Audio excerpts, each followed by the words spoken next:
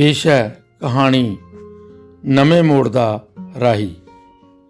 ਇੱਕ ਬਹੁਤ ਹੀ ਸੁੰਨਸਾਨ ਹਨੇਰੀ ਜਿਹੀ ਕੋਠੜੀ ਵਿੱਚ ਇੱਕ ਲੈਂਪ ਵਾਰ-ਵਾਰ ਫਫਕ ਰਿਹਾ ਸੀ। ਲੈਂਪ ਦੀ ਮੱਧਮ ਰੌਸ਼ਨੀ ਵਿੱਚ ਨਜ਼ਰ ਆ ਰਿਹਾ ਸੀ ਇੱਕ ਮੇਜ਼, ਟੁੱਟੀ ਜਿਹੀ ਕੁਰਸੀ, ਇੱਕ ਪੁਰਾਣਾ ਪਲੰਘ, ਬਿਸਤਰਾ, ਹੋਰ ਨਿੱਕ ਸੁੱਕ। ਕੁਰਸੀ 'ਤੇ ਇੱਕ ਨੌਜਵਾਨ ਵਾਲ ਖਿੰਡੇ ਹੋਏ, ਮੈਲੇ ਜਿਹੇ ਕੱਪੜੇ ਪਾਈ, ਹੱਥਾਂ 'ਚ ਸਿਰ ਦੇਈ ਬੈਠਾ ਸੀ। ਮੇਜ਼ ਉੱਤੇ ਕਿਤਾਬਾਂ ਕਾਪੀਆਂ ਇੱਧਰ ਉੱਧਰ ਖਿਲਰੀਆਂ ਪਈਆਂ ਸਨ। ਇੰਜ ਲੱਗਦਾ ਸੀ ਜਿਵੇਂ ਕੁਝ ਲਿਖਣ ਦਾ ਯਤਨ ਕਰ ਰਿਹਾ ਹੋਵੇ। ਬੰਦ ਅੱਖਾਂ ਵਿੱਚ ਖਿਆਲਾਂ ਦੇ ਸੁਪਨੇ, ਕੁਝ ਧੁੰਦਲੇ, ਕੁਝ ਪਛਾਣੇ ਜਿਹੇ ਅਤੇ ਕੁਝ ਬੇਪਛਾਣੇ ਜਿਹੇ ਅੱਖਾਂ ਦੀ ਸਕਰੀਨ ਅੱਗੋਂ ਲੰਘ ਰਹੇ ਸਨ। ਉਸ ਦੀਆਂ ਅੱਖਾਂ ਦਾ ਕੈਮਰਾ ਕਾਫੀ ਹਾਊਸ ਦੇ ਬਾਹਰ ਪਈਆਂ ਕੁਰਸੀਆਂ ਨੂੰ ਦੇਖ ਰਿਹਾ ਸੀ।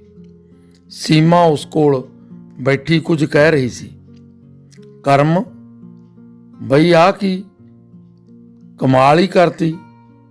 ਨਹੀਂ ਰੀਸਾਂ ਤੇਰੀਆਂ, ਨਾਟਕ ਦਾ ਕਿਰਦਾਰ ਬਿਲਕੁਲ ਹੂਬਹੂ ਤੇਰੇ ਵਰਗਾ ਸੀ। ਤੂੰ ਆਪਣੇ ਕਿਰਦਾਰ ਵਿੱਚ ਇਸ ਕਦਰ ਡੁੱਬ ਕੇ ਰੋਲ ਕੀਤਾ ਹੈ, ਜਿਸ ਲਈ ਤੂੰ ਮੁਬਾਰਕਾਂ ਦਾ ਪਾਤਰ ਹੈ। ਬਹੁਤ ਬਹੁਤ ਮੁਬਾਰਕਾਂ। ਬਸ ਕੇਵਲ ਮੁਬਾਰਕਾਂ ਨਾਲ ਹੀ ਕੰਮ ਚੱਲੇਗੀ? ਕੁਝ ਹੋਰ ਵੀ? ਹੈਲੋ ਵੇਟਰ, 2 ਕੱਪ ਵਧੀਆ ਜਿਹੀ ਕੌਫੀ ਦੇ ਲਿਆਈ ਤੇ ਨਾਲ ਕੋਈ ਪੇਸਟਰੀ ਵਗੈਰਾ। ਹੁਣ ਖੁਸ਼ ਹੈ? ਕੁਝ ਸਮੇਂ ਬਾਅਦ ਕਾਫੀ ਤੇ ਪੇਸਟਰੀ ਆ ਗਈ। ਦੋਵੇਂ ਪੀਣ ਲੱਗੇ। ਦੂਰ ਦੂਰ ਤੱਕ ਪੱਕੇ ਤੇ ਆਰਜੀ ਬੈਂਚਾਂ ਤੇ ਮੁੰਡੇ ਕੁੜੀਆਂ ਗੱਪ-ਸ਼ੱਪ ਵਿੱਚ ਮਸ਼ਰੂਫ ਸਨ। ਨਵੀਆਂ ਨਵੀਆਂ ਪੁਸ਼ਾਕਾਂ ਪਾਈ ਕੁੜੀਆਂ ਤੇ ਮੁੰਡੇ ਸਾਹਮਣੇ ਰਸਤੇ ਤੋਂ ਆ ਜਾ ਰਹੇ ਸਨ। ਕੁਝ ਆਪਣੇ ਆਪਣੇ ਕਲਾਸਰੂਮਾਂ ਵਿੱਚ ਜਾ ਰਹੇ ਸਨ ਤੇ ਕੁਝ ਵਕਤ ਲੰਘਾਉਣ ਲਈ ਕਾਫੀ ਹਾਊਸ ਵਿੱਚ ਆ ਰਹੇ ਸਨ।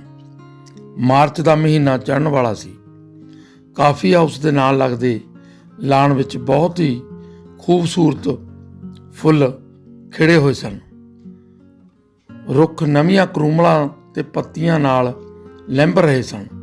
ਸੀਮਾ ਦੇ ਮਨ ਵਿੱਚ ਬਹੁਤ ਕੁਝ ਨਵਾਂ ਪੁਰਾਣਾ ਰਲਗੱਡ ਹੋਇਆ ਪਿਆ ਸੀ। ਉਹ ਇੱਕ ਬੇਚੈਨੀ ਜਿਹੀ ਮਹਿਸੂਸ ਕਰ ਰਹੀ ਸੀ। ਉਹ ਕਰਮਜੀਤ ਨੂੰ ਬਹੁਤ ਕੁਝ ਦੱਸਣਾ ਚਾਹੁੰਦੀ ਸੀ, ਪਰ ਉਸ ਕੋਲੋਂ ਦੱਸਿਆ ਨਹੀਂ ਸੀ ਜਾ ਰਿਹਾ।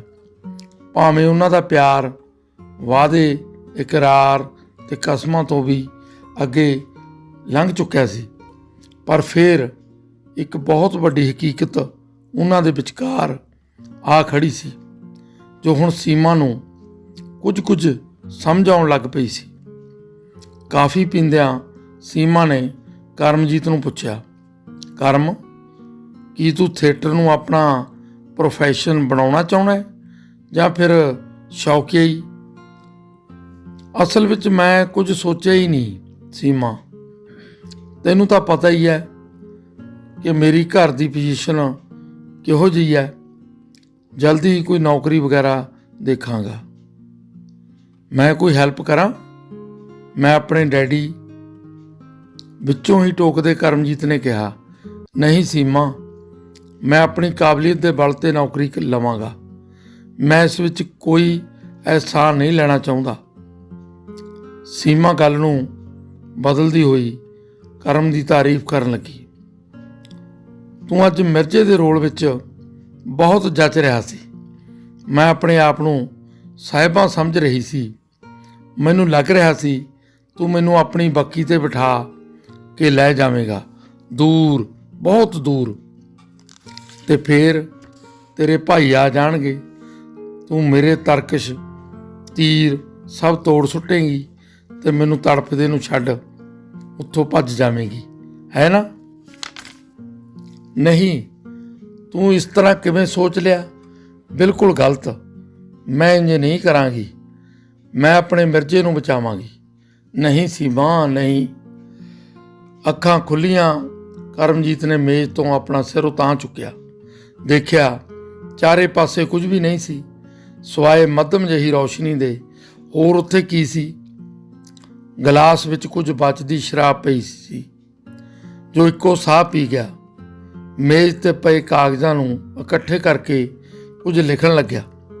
ਲਿਖਦਾ ਲਿਖਦਾ ਇੱਕ ਥਾਂ 'ਤੇ ਫਿਰ ਰੁਕ ਗਿਆ, ਕਿਸੇ ਖਿਆਲਾਂ ਵਿੱਚ ਗੁਆਚ ਗਿਆ। ਉਸ ਦਿਨ ਨਵੇਂ ਨਾਟਕ ਦੀ ਰਿਹਰਸਲ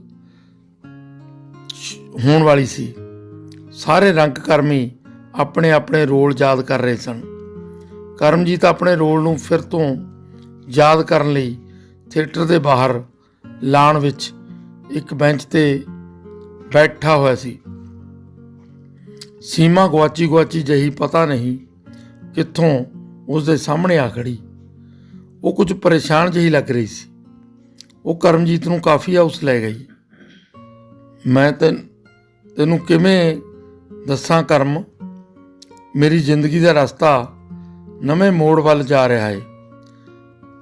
ਮੇਰੇ ਮੰਮੀ ਡੈਡੀ ਮੇਰਾ ਵਿਆਹ ਕਿਸੇ ਅਮੀਰ ਘਰਾਣੇ ਵਿੱਚ ਕਰ ਰਹੇ ਨੇ। ਫਿਰ ਤੂੰ ਕੀ ਚਾਹੁੰਦੀ ਹੈ? ਦੇਖ ਲੈ, ਚੰਗੀ ਸਾਮੀ ਟੱਕਰਦੀ ਹੈ, ਅਸੀਂ ਵੀ ਕਦੇ ਕਦੇ ਹੀ ਆ ਜਾਇਆ ਕਰਾਂਗੇ। ਤੈਨੂੰ ਮਖੌਲ ਸੋਚਦਾ ਹੈ? ਮੇਰੀ ਜ਼ਿੰਦਗੀ ਦਾ ਸਵਾਲ ਹੈ। ਜੇ ਅੱਜ ਤੂੰ ਕੋਈ ਨੌਕਰੀ, ਮੈਂ ਕਦੋਂ ਦੀ ਤੇਰੇ ਨਾਲ ਚਲੀ ਜਾਣਾ ਸੀ, ਪਰ ਹੁਣ ਕੀ ਕਰਾਂ? ਤੂੰ ਹੀ ਦੱਸ ਮੈਨੂੰ। ਤੈਨੂੰ ਮੈਂ ਦੱਸਿਆ ਤਾਂ ਸੀ ਮੇਰੀ ਨੌਕਰੀ ਦਾ ਕੀ ਪਤਾ ਕਦ ਲੱਗੇ। ਤੂੰ ਦੇਖ, ਆਪਣੇ ਭਵਿੱਖ ਦਾ ਫੈਸਲਾ ਤੂੰ ਹੀ ਕਰਨਾ ਹੈ। ਵਾਅਦਿਆਂ ਦਾ ਕੀ ਹੈ, ਕਸਮਾਂ ਦਾ ਕੀ ਹੈ, ਸਭ ਤੋੜੀਆਂ ਜਾ ਸਕਦੀਆਂ ਨੇ। ਨਹੀਂ ਕਰਮ, ਤੇਰੇ ਨਾਲ ਬਿਤਾਏ ਪਲ, ਮਹੀਨੇ ਕਿਵੇਂ ਭੁੱਲ ਜਾਣਗੇ? ਵਾਅਦੇ ਕਿਵੇਂ ਤੋੜੇ ਜਾ ਸਕਦੇ ਨੇ? ਮੈਂ ਆਪਣੇ ਮੰਮੀ ਡੈਡੀ ਨੂੰ ਸਾਫ਼-ਸਾਫ਼ ਦੱਸ ਦੇਵਾਂਗੀ। ਅੱਛਾ ਸੀਮਾ, ਜਿਵੇਂ ਤੇਰੀ ਮਰਜ਼ੀ। ਮੈਂ ਨਾਟਕ ਦੀ ਰਿਹਰਸਲ ਕਰਨ ਜਾਣਾ ਹੈ, ਫਿਰ ਮਿਲਾਂਗੇ। ਵੈਸੇ ਮੈਂ ਨੌਕਰੀ ਲੱਭਣ ਦੀ ਪੂਰੀ ਕੋਸ਼ਿਸ਼ ਕਰ ਰਿਹਾ। ਸ਼ਾਇਦ ਕੋਈ ਟੀਵੀ ਚੈਨਲ 'ਤੇ ਹੀ ਮੌਕਾ ਮਿਲ ਜਾਵੇ। ਕਰਮਜੀਤ ਉਸੇ ਤਰ੍ਹਾਂ ਕੁਰਸੀ 'ਤੇ ਬੈਠਾ, ਮੇਜ਼ 'ਤੇ ਸਿਰ ਸੁੱਟੀ ਆਪਣੇ ਖਿਆਲਾਂ ਦੀ ਦੁਨੀਆ ਵਿੱਚ ਗੁਆਚਿਆ ਹੋਇਆ ਸੀ। ਬੀਤੇ ਸਮੇਂ ਦੀਆਂ ਯਾਦਾਂ ਇੱਕ ਇੱਕ ਕਰਕੇ ਉਸ ਦੀਆਂ ਅੱਖਾਂ ਅੱਗੋਂ ਲੰਘ ਰਹੀਆਂ ਸਨ।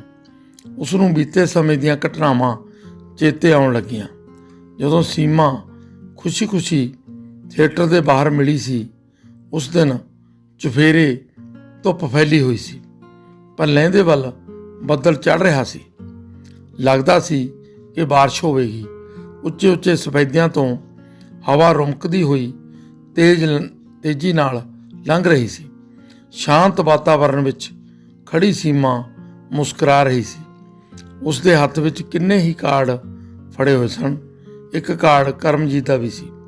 ਕਰਮ, ਮੈਨੂੰ ਮਾਫ਼ ਕਰੀ, ਮੈਂ ਮਜਬੂਰ ਹੋ ਗਈ ਸੀ। ਮੇਰਾ ਹੋਣ ਵਾਲਾ ਪਤੀ ਬਹੁਤ ਅਮੀਰ ਹੈ। ਉਸ ਕੋਲ ਬੰਗਲਾ ਹੈ, ਕਾਰ ਹੈ, ਵਧੀਆ ਨੌਕਰੀ ਹੈ, ਅਤੇ ਫਿਰ ਮੈਨੂੰ ਬਹੁਤ ਪਸੰਦ ਕਰਦਾ ਹੈ। ਮੈਂ ਤਾਂ ਤੇਰੇ ਕੋਲੋਂ ਮਾफ़ੀ ਹੀ ਮੰਗ ਸਕਦੀ ਹਾਂ।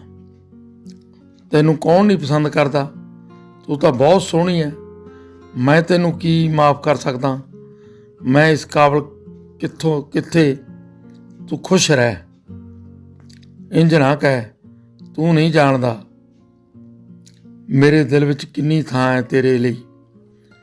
ਇਹ ਤਾਂ ਮੇਰੀ ਮਜਬੂਰੀ ਹੀ ਸਮਝ ਲਵੀਂ ਕਿ ਆਪਣੀ ਸ਼ਾਦੀ ਹੋ ਨਹੀਂ ਸਕੀ।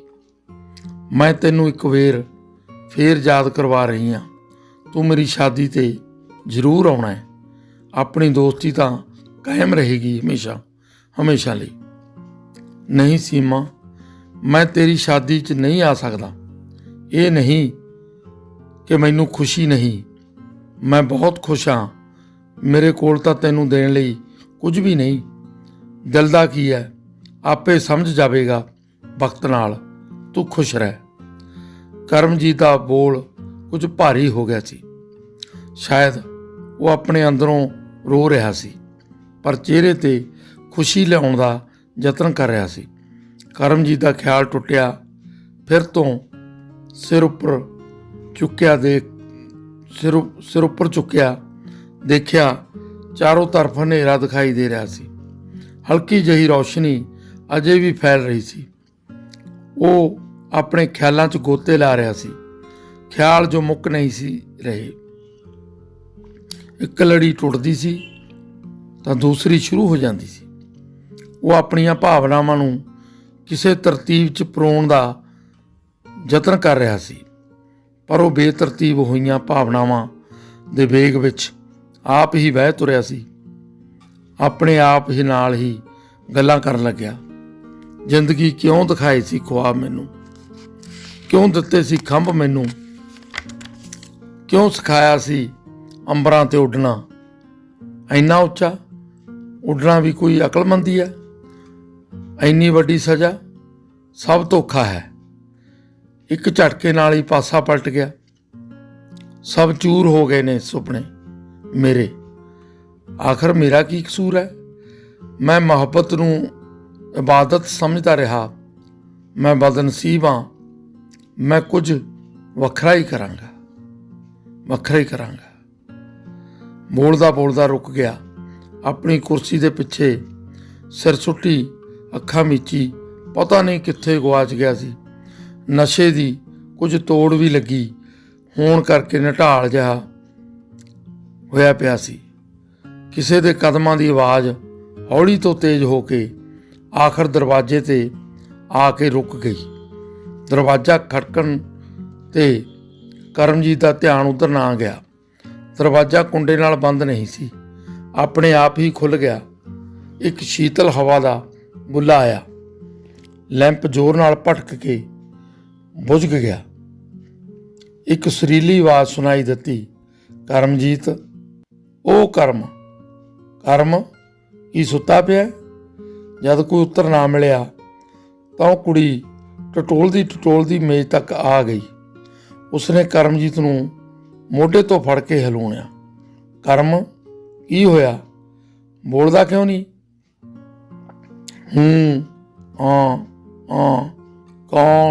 ਕੌਣ?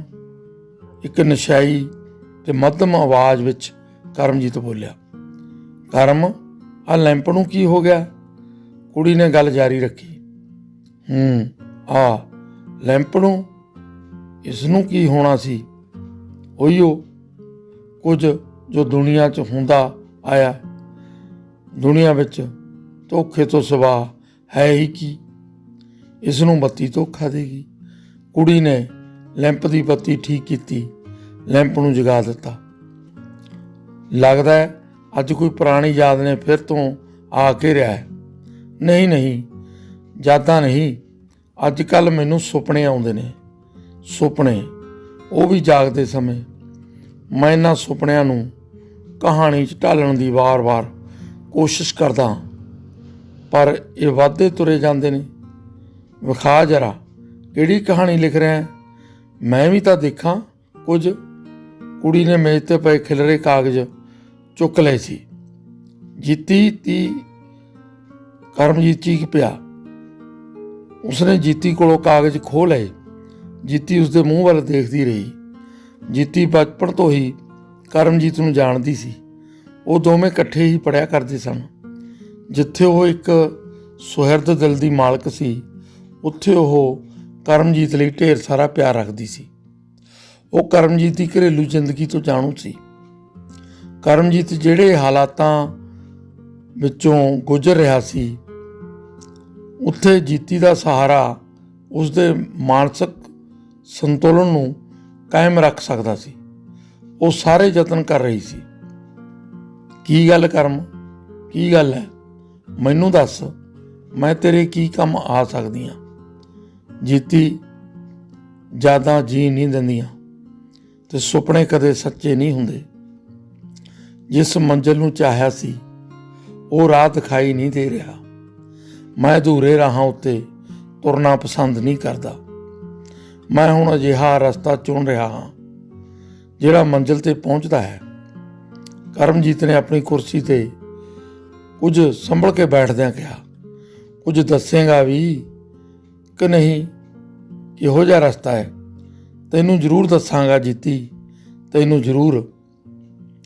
ਉਹ ਅਜਿਹਾ ਰਸਤਾ ਹੈ ਜਿੱਥੇ ਨਾ ਸੀਮਾ ਪਹੁੰਚ ਸਕਦੀ ਹੈ ਤੇ ਨਾ ਹੀ ਜੀਤੀ। ਕਰਮਜੀਤ ਕੁਰਸੀ ਤੋਂ ਉੱਠ ਕੇ ਘੜੇ 'ਚੋਂ ਪਾਣੀ ਭਰਨ ਲੱਗਿਆ ਹੀ ਸੀ ਕਿ ਜੀਤੀ ਨੇ ਆਪ ਉੱਠ ਕੇ ਪਾਣੀ ਦੀ ਗੜਬੀ ਭਰ ਦਿੱਤੀ। ਇੱਕ ਗਲਾਸ ਪਾਣੀ ਦਾ ਪੀਤਾ ਤੇ ਦੂਸਰਾ ਜੀਤੀ ਨੂੰ ਦਿੱਤਾ। ਦੋਵੇਂ ਪਾਣੀ ਪੀਣ ਲੱਗੇ। ਕਰਮ, ਤੂੰ ਸੱਚ ਦੱਸ ਕਿ ਸੱਚਮੁੱਚ ਤੇਰੀ ਦੁਨੀਆ ਵਿੱਚ ਮੇਰੇ ਲਈ ਭੋਰਾ ਭਰ ਵੀ ਜਗ੍ਹਾ ਨਹੀਂ? ਜਗ੍ਹਾ? ਇੱਕ ਹਕਾਰਤ ਭਰੀ ਮੁਸਕਰਾਹਟ ਕਰਮਜੀਤ ਦੇ ਮੂੰਹ ਤੇ ਆਈ। ਕੁਰਸੀ ਤੋਂ ਉੱਠ ਕੇ ਖੜਾ ਹੋ ਗਿਆ। ਕੌਣ ਕਿਸੇ ਵਾਸਤੇ ਜਗ੍ਹਾ ਰੱਖਦਾ ਹੈ? ਜਗ੍ਹਾ ਆਪ ਬਣਾਉਣੀ ਪੈਂਦੀ ਆ। ਜੇ ਜਗ੍ਹਾ ਇਸ ਤਰ੍ਹਾਂ ਮਿਲਦੀ ਹੁੰਦੀ ਤਾਂ ਸੀਮਾ ਜ਼ਰੂਰ ਮੇਰੇ ਵਾਸਤੇ ਵੀ ਆਪਣੇ ਦਿਲ ਵਿੱਚ ਥਾਂ ਰੱਖਦੀ। ਪਰ ਨਹੀਂ, ਹੁਣ ਮੈਂ ਭੀਖ ਨਹੀਂ ਮੰਗਾਂਗਾ। ਜੀਤੀ, ਮੈਂ ਤੈਨੂੰ ਵੀ ਕਹਿੰਦਾ ਹਾਂ, ਤੂੰ ਮੇਰੇ ਕੋਲੋਂ ਬਿਲਕੁਲ ਵੀ ਪਿਆਰ ਦੀ ਭੀਖ ਨਾ ਮੰਗ। ਪਿਆਰ ਮੰਗਿਆ ਨਹੀਂ ਮਿਲਦਾ। ਜਦੋਂ ਮਿਲਦਾ ਹੈ ਆਪੇ ਮਿਲਦਾ ਹੈ, ਮੀਂਹ ਵਾਂਗ ਵਰਦਾ ਹੈ। ਮੈਂ ਸੀਮਾ ਤੋਂ ਮਾਯੂਸ ਹੋ ਕੇ ਇੱਕ ਨਵਾਂ ਰਸਤਾ ਲੱਭ ਲਿਆ ਹੈ। ਇੱਕ ਗੌਰਵ ਨਾਲ ਜੀਣ ਦਾ ਰਸਤਾ, ਇੱਕ ਮਟਕ ਨਾਲ ਤੁਰਨ ਦਾ ਰਸਤਾ, ਆਜ਼ਾਦ ਪਖੇਰੂ ਦੀ ਪਰਵਾਜ਼ ਦਾ ਰਸਤਾ, ਜਿੱਥੇ ਕੋਈ ਬੰਧਨ ਨਹੀਂ, ਕੋਈ ਵਾਅਦੇ ਨਹੀਂ, ਕੋਈ ਗਿਲੇ ਨਹੀਂ, ਕੋਈ ਸ਼ਿਕਵੇ ਨਹੀਂ। ਵਫਾ ਬੇਵਫਾਈ ਦੀਆਂ ਹੱਦਾਂ ਤੋਂ ਦੂਰ ਮੈਂ ਪਹੁੰਚਣਾ ਚਾਹੁੰਦਾ ਹਾਂ। ਕੀ ਜੀਤੀ, ਤੂੰ ਇੰਨਾ ਪੈਂਡਾ ਚੱਲ ਸਕੇਂਗੀ ਮੇਰੇ ਨਾਲ? ਕਰਮਜੀਤ ਬੜੇ ਜੋਸ਼ ਨਾਲ ਆਖ ਰਿਹਾ ਸੀ ਤੇ ਇੱਕ ਸਖਤ ਲਕੀਰ ਉਸਦੇ ਚਿਹਰੇ ਉੱਤੇ ਉਕਰ ਗਈ ਸੀ। ਉਸ ਦੀਆਂ ਹੱਥਾਂ ਦੀਆਂ ਮੁੱਠੀਆਂ ਮੀਚੀਆਂ ਗਈਆਂ। ਜੀਤੀ ਹੈਰਾਨ ਹੋਈ ਖੜੀ ਸੀ। ਉਸ ਨੂੰ ਕੁਝ ਸੁੱਝ ਨਹੀਂ ਸੀ ਰਿਹਾ ਕੀ ਕਹੇ। ਉਸ ਨੂੰ ਬੀਤੇ ਹੋਏ ਸਮੇਂ ਵਿੱਚ ਕਰਮਜੀਤ ਨਾਲ ਬਿਤਾਏ ਬਚਪਨ ਦੇ ਦਿਨ ਯਾਦ ਆ ਰਹੇ ਸਨ, ਜਦ ਲੁਕਣ ਮਿੱਟੀ ਖੇਡਦੇ ਖੇਡਦੇ ਕਰਮ ਆਪਣੀਆਂ ਅੱਖਾਂ ਤੇ ਬੰਨੀ ਪੱਟੀ ਵਿੱਚੋਂ ਜੀਤੀ ਨੂੰ ਦੇਖ ਲੱਭ ਲਿਆ ਕਰਦਾ ਸੀ। ਜੀਤੀ ਬਥੇਰਾ ਰੌਲਾ ਪਾਉਂਦੀ, ਕਰਮ ਰੁੱਸ ਕੇ ਭੱਜ ਜਾਂਦਾ ਤੇ ਉਹ ਮਨਾਉਂਦੀ ਰਹਿੰਦੀ। ਅੱਜ ਵੀ ਉਸ ਨੂੰ ਲੱਗ ਰਿਹਾ ਸੀ ਕਿ ਮੈਂ ਸਾਰੀ ਜ਼ਿੰਦਗੀ ਇਸ ਨੂੰ ਮਨਾਉਣ 'ਚ ਹੀ ਕੱਢਤੀ। ਕਰਮ, ਤੂੰ ਕਿਹੋ ਜਿਹੀਆਂ ਅਨੋਖੀਆਂ ਗੱਲਾਂ ਕਰਦਾ ਹੈ ਕਿ ਤੂੰ ਪਿਆਰ ਵਿੱਚ ਵਾਅਦੇ, ਇਕਰਾਰ ਤੇ ਵਫਾ ਨੂੰ ਕੋਈ ਦਰਜਾ ਨਹੀਂ ਦਿੰਦਾ? ਜੀਤੀ ਨੇ ਮਾਯੂਸ ਹੋ ਕੇ ਪੁੱਛਿਆ। ਨਹੀਂ ਜੀਤੀ, ਪਿਆਰ ਦੀ ਕੋਈ ਸੀਮਾ ਨਹੀਂ ਹੁੰਦੀ। ਪਿਆਰ ਕਿਸੇ ਬੰਧਨ 'ਚ ਨਹੀਂ ਪੈਂਦਾ। ਮੈਨੂੰ ਪਿਆਰ 'ਚ ਲੱਗੀ ਠੋਕਰ ਨੇ ਇਹੋ ਸਿਖਾਇਆ ਹੈ। ਜੀਤੀ, ਤੂੰ ਮੁੜ ਜਾ ਆਪਣੇ ਰਸਤੇ। ਇਹ ਰਸਤੇ ਤੇਰੇ ਵਾਸਤੇ ਅਨੋਖੇ ਨੇ। ਮੈਂ ਜ਼ਿੰਦਗੀ ਦੇ ਅਰਥਾਂ ਨੂੰ ਤਲਾਸ਼ ਲਿਆ ਹੈ। ਜ਼ਿੰਦਗੀ ਇੰਨੀ ਸੌਖੀ ਨਹੀਂ ਜਿੰਨੀ ਲੋਕ ਸਮਝਦੇ ਨੇ। ਬਸ ਜੀਤੀ, ਹੁਣ ਤੂੰ ਜਾ, ਮੈਨੂੰ ਇਕੱਲਾ ਛੱਡ ਜਾ। ਕਰਮਜੀਤ ਲੰਮੇ ਲੰਮੇ ਸਾਹ ਲੈ ਰਿਹਾ ਸੀ, ਜਿਵੇਂ ਉਹ ਬਹੁਤਾ ਬੋਲ ਕੇ ਥੱਕ ਹੀ ਗਿਆ ਹੋਵੇ। ਉਹ ਪਿਆਰ ਹੀ ਕੀ ਜਿੱਥੇ ਇਕਰਾਰਾਂ ਵਾਲੀ ਰਾਤ ਨਹੀਂ। ਉਹ ਪਿਆਰ ਹੀ ਕੀ ਜਿੱਥੇ ਵਾਅਦੇ ਤੇ ਅਹਿਦ ਨਹੀਂ। ਉਹ ਪਿਆਰ ਹੀ ਕੀ ਜਿੱਥੇ ਵਫਾ ਨਹੀਂ। ਮੈਂ ਤੇਰੇ ਰਸਤੇ ਨਹੀਂ ਚੱਲ ਸਕਦੀ। ਤੇਰਾ ਰਸਤਾ ਤੈਨੂੰ ਮੁਬਾਰਕ। ਜੀਤੀ ਆਪਣਾ ਮੁਰਝਾਇਆ ਚਿਹਰਾ ਲੈ ਕੇ ਵਾਪਸ ਪਰਤਣ ਲੱਗੀ। ਕਰਮਜੀਤ ਦੇ ਚਿਹਰੇ ਦੀਆਂ ਨਾੜਾਂ ਹੋਰ ਉੱਭਰ ਆਈਆਂ ਸਨ, ਪਰ ਉਸਦੇ ਚਿਹਰੇ ਉੱਤੇ ਇੱਕ ਜੇਤੂ ਮੁਸਕਰਾਹਟ ਖੇਲ ਰਹੀ ਸੀ। ਆਹ ਘਬਰਾ ਗਈ। ਮੈਨੂੰ ਪਤਾ ਹੈ ਮੇਰੇ ਰਸਤੇ 'ਤੇ ਕੋਈ ਵਿਰਲਾ ਸ਼ੇਰ ਜਾਂ ਸ਼ੇਰਨੀ ਹੀ ਤੁਰੇਗੀ। ਸਭ ਪੁਰਾਣੇ ਰਸਤਿਆਂ ਨੂੰ ਪਸੰਦ ਕਰਦੇ ਨੇ। ਲਕੀਰ ਦੇ ਫਕੀਰ। ਮੈਂ ਇਕੱਲਾ ਹੀ ਤੁਰਾਂਗਾ ਇਸ ਰਸਤੇ 'ਤੇ। ਇਸ ਨਵੇਂ ਮੋੜ ਦਾ ਰਾਹੀ ਮੈਂ ਬਣਾਂਗਾ। ਕਈ ਸਾਲਾਂ ਬਾਅਦ ਜੀਤੀ ਨੂੰ ਪਤਾ ਲੱਗਿਆ, ਜਦੋਂ ਟੈਲੀਵਿਜ਼ਨ ਦੇਖ ਰਹੀ ਸੀ। ਕਰਮਜੀਤ ਨੇ ਆਪਣਾ ਨਾਮ ਵੀ ਬਦਲ ਲਿਆ ਸੀ। ਉਸਦੀ ਸ਼ਕਲ ਤੋਂ ਹੀ ਪਛਾਣ ਆਈ ਸੀ। ਉਹ ਆਰਟ ਫਿਲਮਾਂ ਦੇ ਨਿਰਦੇਸ਼ਕ ਦਾ ਅਵਾਰਡ ਪ੍ਰਾਪਤ ਕਰ ਰਿਹਾ ਸੀ। ਨਾਲ ਹੀ ਉਸ ਦੀ ਇੰਟਰਵਿਊ ਵੀ ਆ ਰਹੀ ਸੀ। ਜੀਤੀ ਉਸ ਵੱਲ ਬਹੁਤ ਧਿਆਨ ਨਾਲ ਦੇਖ ਰਹੀ ਸੀ। ਉਸ ਦੀਆਂ ਅੱਖਾਂ ਵਿਚਲੇ ਤਰੇਲ ਮੋਤੀ ਜਿਹੇ ਹੰਝੂ ਟਪਕ ਰਹੇ ਸਨ, ਜੋ ਸ਼ਾਇਦ ਨਵੇਂ ਮੋੜ ਦੇ ਰਾਹੀ ਦੀ ਰਾਹ ਤਲਾਸ਼ ਕਰ ਰਹੇ ਹੋਣ। ਤਲਾਸ਼ ਕਰ ਰਹੇ ਹੋ। ਧੰਨਵਾਦ। ਇਹ ਸੀ ਕਹਾਣੀ ਨਵੇਂ ਮੋੜ ਦਾ ਰਾਹੀ। ਉਮੀਦ ਹੈ ਤੁਹਾਨੂੰ ਚੰਗੀ ਲੱਗੀ ਹੋਏਗੀ। ਇਸ ਬਾਰੇ ਆਪਣੇ ਖੁੱਲ੍ਹ ਕੇ ਵਿਚਾਰ ਦੇਣੇ। ਧੰਨਵਾਦ, ਸ਼ੁਕਰੀਆ।